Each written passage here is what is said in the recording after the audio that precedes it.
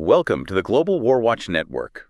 Russia just struck deep inside western Ukraine, not just any target, but an American-owned factory, and it happened as the U.S. is leading peace talks. What does this mean for the war? We're looking at a moment that feels, well, less like a turning point and more like a collision, where intense diplomatic efforts are clashing head-on with some major military escalation in this three-year conflict. For you, our listener, understanding this isn't just about the headlines, it's about seeing the strategic chessboard behind it all. It really is a pivotal moment. What's particularly revealing about this specific attack, I think, is how it highlights a pretty brutal form of signaling. Signaling. Yeah, Russia's way of demonstrating resolve, maybe even trying to raise its bargaining chips at the negotiating table. It's not necessarily indicating a breakdown of talks.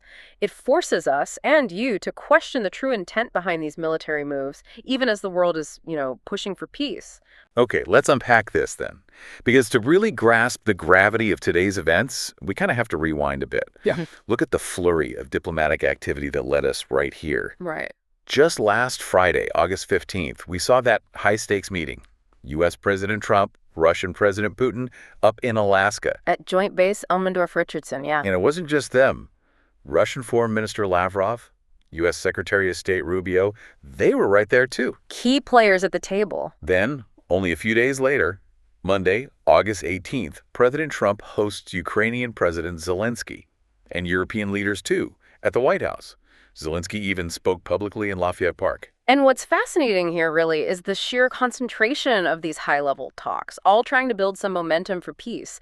Yet it's been happening, well, in parallel with significant military actions on the ground, almost defiant actions. That's not subtle, is it? Not at all. I mean, immediately following those White House talks, between August 18th and the 20th, Russia unleashed nearly 1,000 long-range drones and missiles at Ukraine. 1,000? Wow. Yeah. So this isn't some coincidence. It feels like a stark, almost confrontational counterpoint to the diplomacy, as if Moscow is deliberately, testing the limits. But the timing of this particular attack, the one hitting the factory, it seems almost impossible. Yeah. Directly clashing with these talks. Exactly. Just as these peace efforts seem to be gaining some traction, Russia launches what's being called one of its biggest aerial assaults this year. A massive one. Overnight, Thursday, August 21st, the Ukrainian Air Force reported, 574 drones and 40 ballistic and cruise missiles. Staggering numbers. And what I find particularly unsettling is the focus. Primarily western regions of Ukraine, a part of the country that really hasn't seen such focused attacks. Not with this kind of intensity. It's a shift. It absolutely is. And if we connect this to the bigger picture, the choice of western Ukraine, a region less frequently hit so hard, plus the sheer volume of munitions, it forces us to ask, what is the strategic intent here right now? What message are they sending? Precisely. Not just to Ukraine, but to the whole international community involved in the peace efforts. And we saw the immediate tragic impact in Lviv. 1 person killed, 3 injured. Terrible. And widespread damage. 26 residential buildings, a kindergarten, administrative buildings. The regional head, Maxim Kositsky, specifically reported 3 Russian cruise missiles with cluster munitions struck the city. Cluster munitions in a city. Yeah, and for our listeners, just a reminder, these weapons disperse many smaller bomblets over a wide area. They're notorious for their, indiscriminate impact and the unexploded ordnance they can leave behind.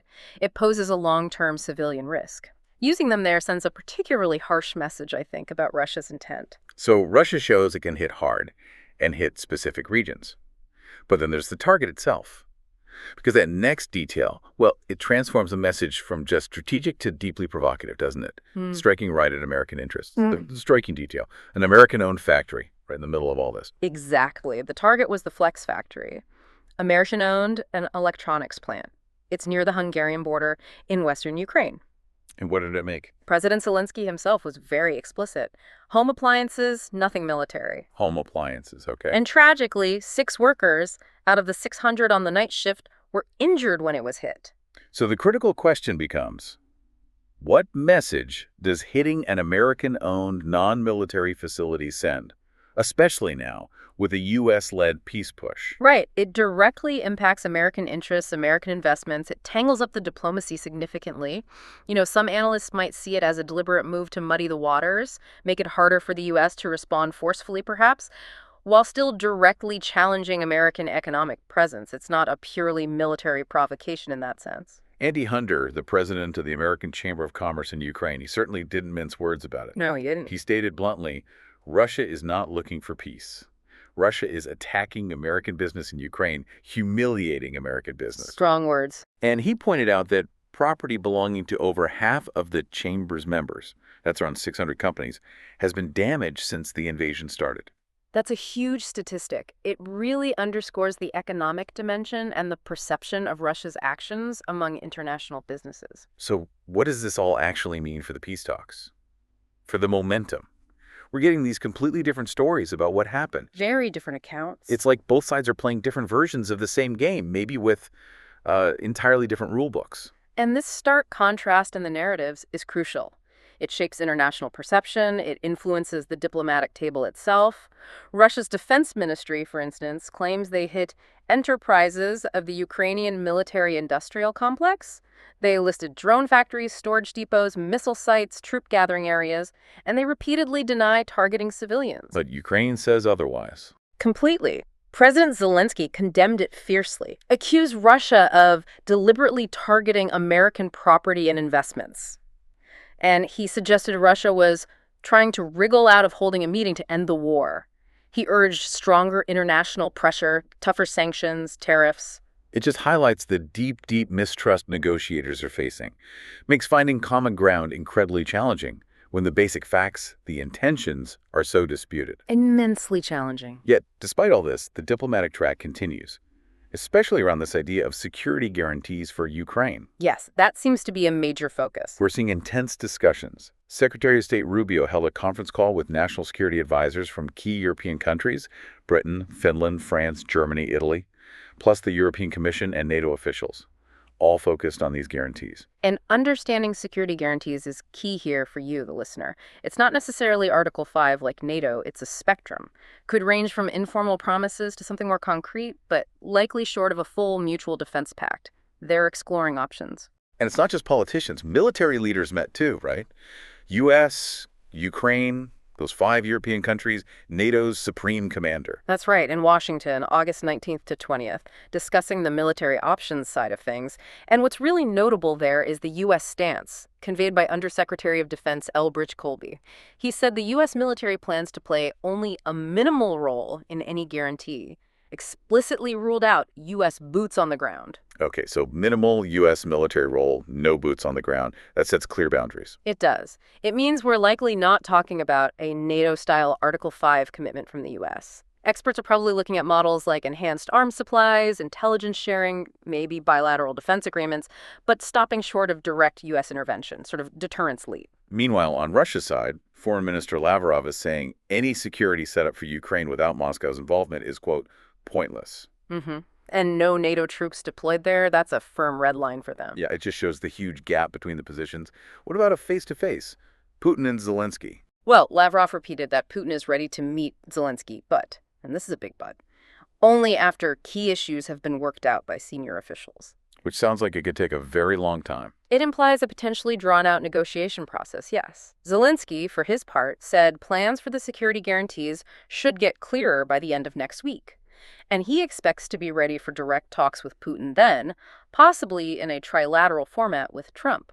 Suggested Switzerland, Austria, or Turkey as venues. It really sounds like an incredibly delicate dance. Both sides laying down conditions, testing resolve, all at the same time. But with these attacks, is it really a dance, or is it more like, I don't know, 2 trains heading towards each other while diplomats wave flags? That's an excellent and, frankly, a deeply troubling question. The very trust you need for meaningful talks is just constantly being eroded by these military actions, by the conflicting stories. It's like trying to solve a Rubik's Cube while someone keeps randomly spinning the sides. It makes progress almost impossible. Let's zoom out just a bit more for context. President Trump, he's had some strong opinions on this war before. And Ukraine's not just sitting back either. No, definitely not. Trump previously questioned Putin's commitment, right? Yep. Noting he talks nice and then he bombs everybody. That historical perspective from Trump certainly highlights the skepticism that often surrounds negotiations with Putin. It affects how even new efforts are seen. And he also criticized his predecessor, Joe Biden, didn't he, for not giving Ukraine more weaponry to fight back. Use that sports analogy. Great defense, but no offense. Saying it's Very hard, if not impossible, to win a war without attacking an invader's country. Right, and this really shows the multiple dimensions here. Diplomatic, military, economic, and this constant back and forth. And crucially, Ukraine isn't just absorbing hits. They're acting too. Their continued long-range drone strikes inside Russia, hitting infrastructure supporting the war effort like oil refineries. That's having an impact, I heard. Reportedly, yes. Pushing Russian wholesale gasoline prices to record highs, that's an economic consequence. Plus, just on Thursday, Ukrainian drones apparently wounded 4 civilians and damaged property in Russia's Belgorod region. So it's action and reaction on all fronts. Exactly. Every move, whether it's a missile strike like the one on the Flex factory, or a diplomatic overture, or a drone hitting a refinery, it all carries significant weight. It sends ripples, impacting the next move. This tit for tat, even while peace talks are supposedly happening, tells you a lot about the raw power dynamics still at play. This moment really does capture the core dilemma of this whole 3-year war, doesn't it? This constant tension, the push for peace, the reality of conflict. Indeed, and it really forces us to ask, and for you, our listener, to consider.